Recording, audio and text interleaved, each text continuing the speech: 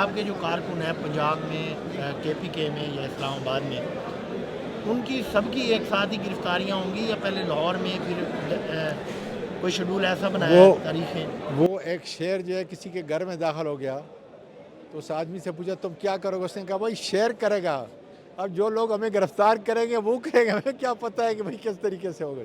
آپ ہمیشہ سے دھرنے دیتے آئے، لاک ڈاؤن کرتے آئے، یہ پہلی بار دیکھ رہے ہیں کہ تحریک انصاف اتنی ڈیفینسو ہے کہ خود ہی گرفتاریاں دینے پہ آ گئی ہے؟ یہ اس کے علاوہ کوئی حل نہیں ہے، لیکن آج ذرا دیکھ لینا یہ جو عمل ہے اس کو دیکھ لیں ذرا کیا ہو رہا ہے۔ یہ جیل بھرو تحریک کا طریقہ کار کیا ہوگا جب تک کوئی افینس نہ کرے پولیس اس کو گرفتار تو نہیں سر کرتی؟ سر ان شاء اللہ تعالیٰ ہم گرفتار کریں گے، ہم گرفتار ہوں گے، اور ایسا طریقہ کار ہم انشاءاللہ قانون کے مطابق آپ کو بتائیں گے کہ جیل برو تاریخ کامیاب ہوگی۔ نہیں، کیا طریقہ، کوئی ایسا جرم کریں گے جس سے پولیس آپ کو سب گرفتار سے بڑا کرے؟ 144 کا جرم ہے سر، جہاں جہاں 144 ہوگا نہیں ہے تو ہم دھرنا دیں گے، تو ظاہر ہے کہ پولیس بیچارے بھی کیا کریں گے، ہمارے بھائی ہمارے بیٹے ہیں۔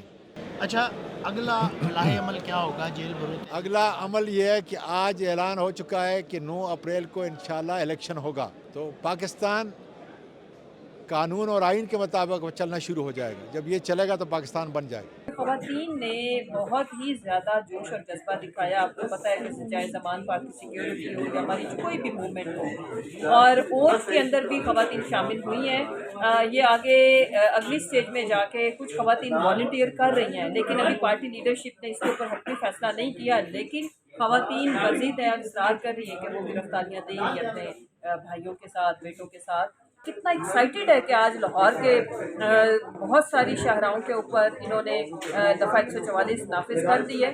ہمیں کوئی پرابلم نہیں ہے، ہم تو آلریڈی اپنے آپ کو پیش کر رہے ہیں۔